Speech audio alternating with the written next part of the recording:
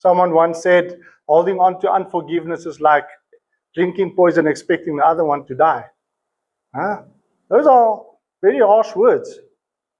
If you start mulling on that, is that we would want, if you've got unforgiveness in your heart, that, please drink it and hope that you die, but you are the one drinking the poison.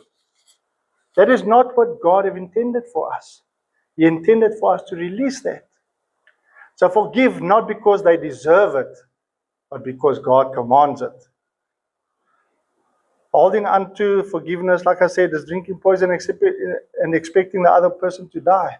It breeds bitterness, it breeds resentment, and it breeds anger. And it robs us of God's peace. But forgiveness brings freedom. Just as Naaman received healing when he humbled himself and he obeyed God's instruction, we receive healing when we humble ourselves and obey God's command to forgive. Today, lay down your burden. Stop carrying what God never intended for you to carry. Forgive on God's terms, not your own. So when we release the offense to God, you release yourself from its prison.